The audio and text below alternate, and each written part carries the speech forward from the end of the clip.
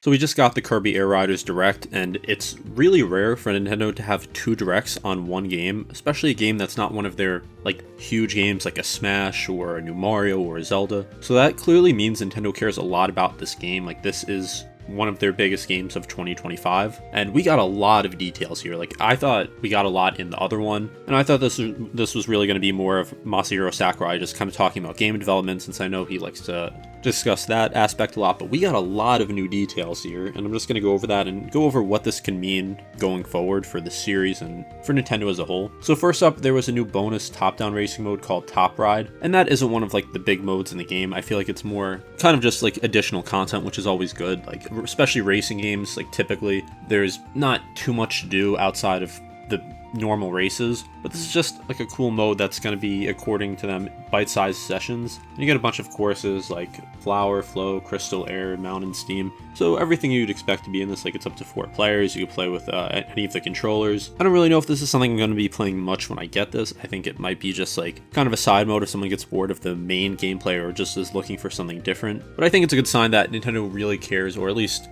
Sakurai cares about putting a bunch of extra content in this game, which is to be expected. Like, he puts so much in Smash and just really all his games. Something else I think is a little more interesting, though, at least in terms of I like where it's going, is that there's going to be a new mode called Road Trip where you can take challenges from the 3 main modes. Like, it's going to have races, battles, and it's going to have like their own story like in each mode. I think that's just very interesting. Like, that's something I wish we got in Mario Kart, where there's more challenges, which just kind of gives you more of an incentive to play. There's a new online lobby where players can run around like as their racer, and then they could set up races from the terminal, and they could interact with other players. Like, again, this is in Mario Kart World, but this just seems so much more fleshed out here. Like, you can emote, you can spectate races, and there's just so much more you can do here than just Mario Kart World, where you spend maybe like a minute before like a race starts just going around. Like, you can't interact with players in the open world and free roam or anything like that. And even if you find someone, like, in the minute that you're going to be in the open world just queuing up for a race, you can't do anything. Like, you could honk at them, you can't emote or anything. And it just kind of makes the world just feel like a lot less interactive. And this entire video is really going to be me saying that this is something that should have been in Mario Kart World, because this is stuff that should have been in Mario Kart World. Like, it shouldn't take like a much smaller series that is only becoming a series now with its 2nd game to add all this new content that Mario Kart, which is one of the most popular series in video games, like, just it lacks a lot of content, while this is just doing so much more. And I know Sonic Racing, like, that had a lot of content. People really love that. And this one is probably the one I was most upset like wasn't in Mario Kart World, and I'm really glad to see it here. But similar to Smash, where there's Global Smash Power, there's going to be something called Global Win Power here, which will be displayed on players' licenses. And that just gives you more of an incentive to get better. Like, people want to be ranked higher. It doesn't really mean much. Like, it's just an indication on a video game, but people like to just have that sort of reward where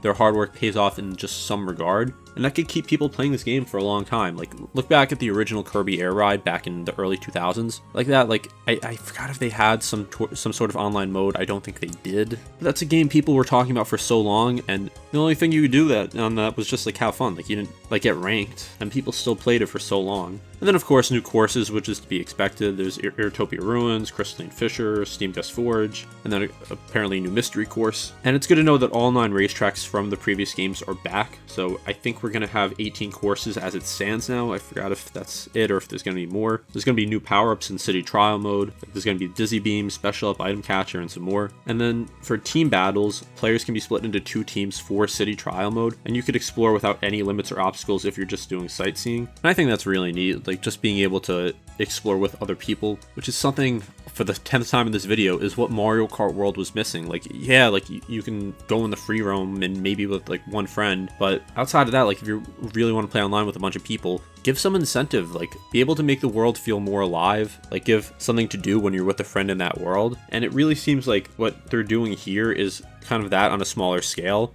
New riders were announced, so there's going to be Taranza, Lo, and La, Duro, Rocky, Rick, Scarfy, Marks, Waddle Dee, which I didn't know what wasn't in the first one. I just completely forgot about that. I thought Waddle Dee would have been in it. And then there's going to be new machines such as Hop Star, Jet Star, Bull Tank, Transform Star, Wheelie Scooter. And that isn't it for new modes that I was talking about, and there's going to be even more that I go on about. But there's a Stadium mode that includes mini games, and those are going to be from City Trial. So these weren't all shown like fully in depth. Like there's going to be more here, but some of them seem pretty interesting. Like I think High Jump is a very interesting one. Another new mode called Verse Boss King, which takes place in a big arena. So I think that's another one that sounds like pretty intimidating. Like whatever you're going to do in that, whoever the Boss King is, like going to have some sort of combat there, it seems, or simply just racing against the Boss King. So for the machines, like there's a new feature revealed. So like how in Mario Kart World you can just find costumes and customize it, in this you could buy decorative items, and you could even sell custom machine designs, and there'll be headwear customization for riders. So this is a lot more in depth, where it's not just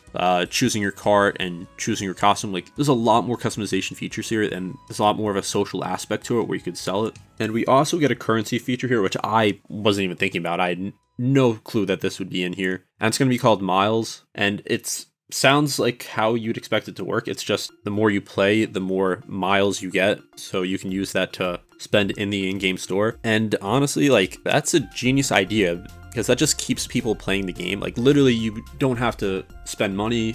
Like, you don't even necessarily need to do quests or anything like that. Literally just play the game and you'll get rewarded for it. It's going to be gummies, which you can get from completing races, and those are going to be the collectibles. You can show off your machines in Garage, and there's also going to be like a music option that allows players to select the music they want to listen to. And knowing Sakurai, this is going to be extremely expansive. Like just look at Smash, how many songs are in that, and it's not going to be as big as that, obviously, because that's all Nintendo series and more. This is just Kirby, but still, one of the best things about Kirby is the music, and just being able to basically have your own Spotify playlist within that universe is just something I'm really looking forward to. And then there was new talk about the amiibo. So the scan amiibo will be the icon for the main menu. And I mean, no one's buying this. No one's buying the amiibo for this feature. If you're buying this, it's for a collectible.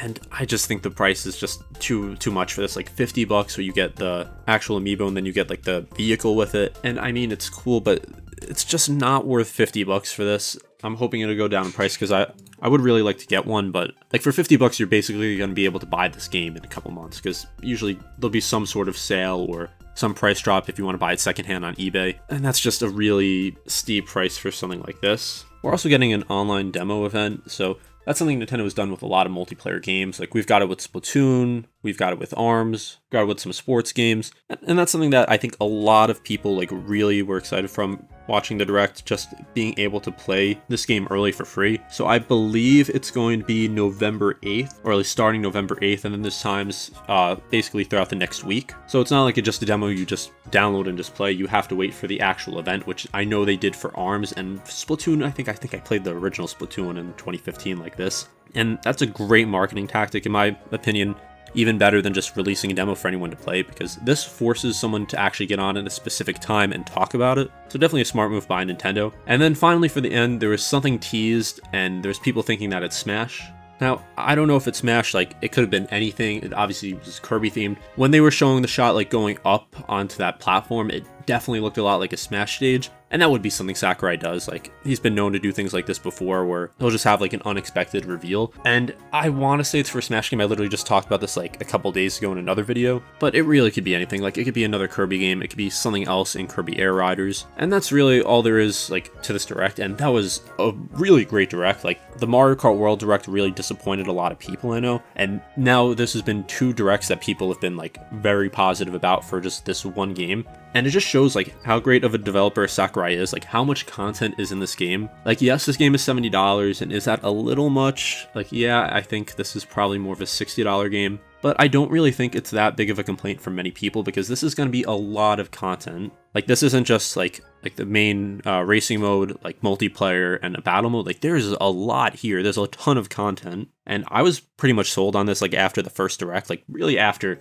the first trailer, and then the first Direct just made me even more hyped for it. And then after this trailer was just going to be maybe showing some things off more in depth. I didn't expect them to just show all this content. Like, has Sakurai ever missed on anything? Like, genuine question, because anytime he's the focus of a Direct, it feels like it's just like no complaints about it. Also, in addition, like there's no DLC plan for this. Like, they are just putting all this content in the base game, and I'm sure there'll be updates too. I'm sure most of them, if not all, will be free updates. And you could really tell like how much Sakurai cares about about his games. Like, this is another hour. Like, it's not a half-hour direct. It's not a 40-minute direct. It's a whole hour after another direct where he just, like, describes everything this game has to offer. And this probably isn't even it, if we're being honest. There's probably even more. So that's what leads me to believe that this is just going to be a great game. And the Mario Kart World developers better watch out. Like, if they want to have any chance of that game staying relevant, like, they better add a lot more. But anyway, let me know your thoughts on the Air Riders Direct. What do you think that you're most hyped for, and what do you think that trailer was at the end? Like, do you think it's Smash? Do you think it's another Kirby game? Let me know in the comments. This has been Domain with Game Domain. Thank you for watching, and be sure to subscribe.